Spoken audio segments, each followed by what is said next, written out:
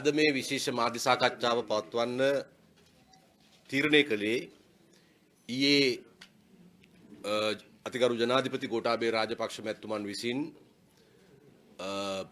උදේ ගම්මන්පිල ඇමතුමාගේත් මගේත් අමාත්‍ය තනතුරු ඉවත් කිරීමට ගෙන තිබෙන තීරණය පිළිබඳව අපේ ස්ථාවරය අපේ අදහස ඉදිරිපත් කරන්න.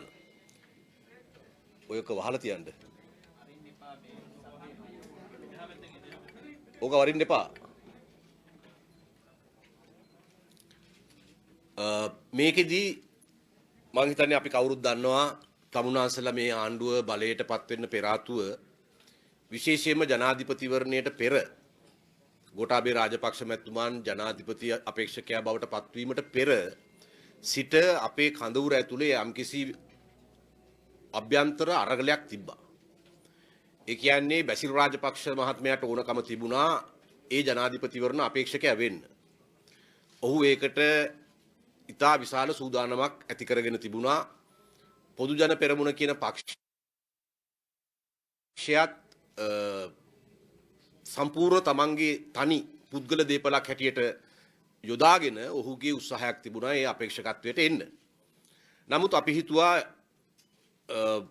මහින්ද සුළඟ ආරම්භ කරන්න මූලිකත්වයේ ගත්තු පිරිසක් හැටියට අපි හිතුවා මහින්ද රාජපක්ෂ නෙවෙයි නම් මේ ජනාධිපතිවරණ අපේක්ෂකත්වයට සුදුසු ගෝඨාභය රාජපක්ෂ කියලා.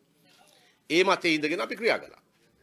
ඉතින් ඒක බැසිල් රාජපක්ෂ මහතාගේ සිහිනයට සැලකිය යුතු බාධාවක් එතනින් ඇති වුණා. ඔහුටත් අවසානයේ අකමැත්තෙන් හෝ ගෝඨාභය රාජපක්ෂ අපේක්ෂකයා හැටියට පිළිගෙන කටයුතු කරන්න සිද්ධ වුණා. ඒක කැමැත්තෙන් වෙච්ච දෙයක් නෙවෙයි කියලා අපි හොඳටම දන්නවා. ඉතින් ඒ තත්වයේ ඇතුලේ ඒ වගේම 2015 ජනවාරි 8 පරාජයටපත් වෙලා ඔහු මහින්ද රාජපක්ෂ එවකට හිටපු ජනාධිපතිතුමා මුණ ගැහෙන්න ගිහිල්ලා ඉල්ලුවේ විපක්ෂ නායකකම දෙන්න කියලා. ඔහුට විපක්ෂ නායකකම දෙන්න කියලා. ඉතින් ඒකට මහින්ද රාජපක්ෂ ජනාධිපතිතුමා කැමති වුණේ නැහැ. පස්සේ ඔහු මහින්ද රාජපක්ෂ හිටපු ජනාධිපතිතුමාට නොකිය රටෙන් පිටව ගියා. ඉතින් එහෙම කටයුතු කරපු කෙනෙක්ව මේ රටේ ජනාධිපති අපේක්ෂකයෙක් බවට පත් කරලා ඔහුව ජනාධිපති කරන්න එහෙම අසනීපයක් අපිට තිබුණේ නැහැ. ඉතින් අනුව අපි අපේ පක්ෂ ගොඩක් අපි ඔක්කොම කැප වෙලා කටයුතු කරේ ගෝඨාභය රාජපක්ෂ මහත්මයාගේ ජයග්‍රහණය වෙනුවෙන්. කෙසේ වෙතත් මේ ගැටුම දිගටම තිබුණා. මේක එළියට පෙනෙන අවස්ථාවක් තියෙන්නේ නැති අවස්ථාවක් තියෙන්නේ නැති ඇමති මණ්ඩලය තුල මේ ගැටුම තිබුණා. විශේෂයෙන්ම මේක පටන් ගත්තේ 20 වෙනි සංශෝධනය ගෙන යන ලද අවස්ථාවේ ද්විත්ව රට ඇසිභාවයේ තියෙන කෙනෙකුට අමාත්‍ය තනතුරු වගේ ඒවා ගැනීම සම්බන්ධ ප්‍රශ්න අපි තදින් එකට විරුද්ධ වුණා. එතනදිත් මේ ගැටුම මතුවුණා. ඒ ගැටුම එතනදි මතුවුණා වගේම ඊට පස්සේ වරායේ නැගෙනහිර පර්යන්තය ඉන්දියාවට දෙන්න යන අවස්ථාවේදීත් මේ ගැටුම මතුවුණා. ඊට පස්සේ යුගධනවියක දැන් නම් දෙයණී කියලා එතුමන්ලට සෑහීමටපත් වෙන්න පුළුවන් අඩු තීන්දුවක් ලැබිලා තියෙනවා. මම දන්නේ කුමන ආනුභාවයෙන්ද කියලා. කෙසේ වෙතත් මේ යුගධනවිය ප්‍රශ්නේදීත් මේ ගැටුම මතුවුණා. මේක ඇත්තටම ගත්තොත් ප්‍රතිපත්තිමය ගැටුමක්.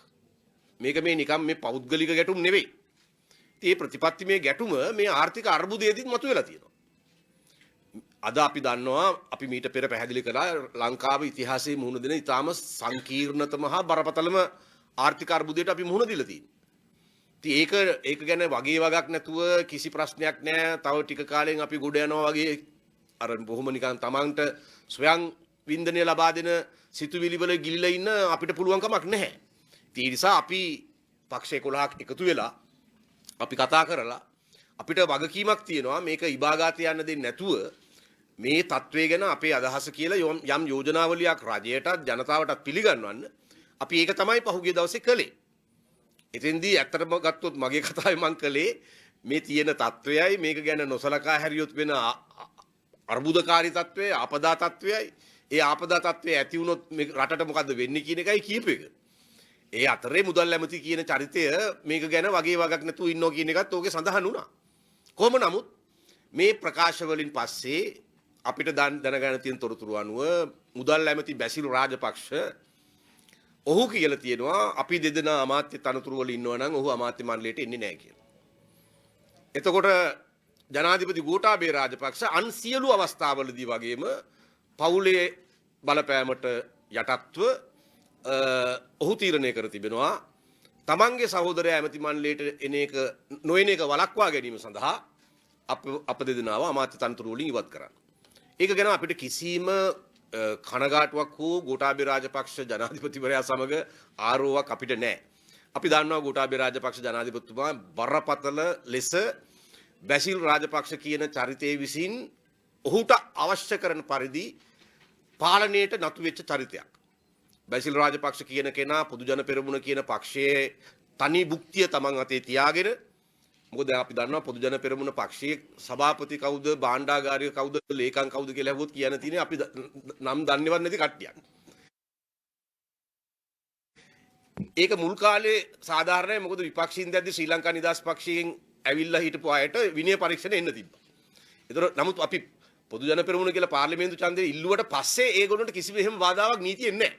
හැබැයි ඊට පස්සේවත් පොදු ජන පෙරමුණ පක්ෂයේ භාණ්ඩාගාරික ලෙස පාර්ලිමේන්තුවේ ඉන්න කවුරුවත් ආවේ නැහැ නේ. අර සාගර රත්නායක ඔය කවුද කැටගොඩ ඔන්නෝ කීප දෙනෙක් සාගර කාර්යෝසම ඒ කියන්නේ නමවත් මතක නැහැ මම කියන්නේ. ඉතින් එහෙම නින්නේ ඒක අමුතු පක්ෂයක්. දැන් හරිනම් ඕකේ ඉන්න ඕනේ සභාපති මහින්ද රාජපක්ෂ, ලේකම් දල සලහ පිරුම, මේ ජාතික සංවිධායක අහවල් පාර්ලිමේන්තු අමාත්‍ය අහවලා එහෙම නින්නෝනේ. ඒ පක්ෂය එහෙම වෙලා නැහැ. ඒක තනි පෞද්ගලික දේපලක්.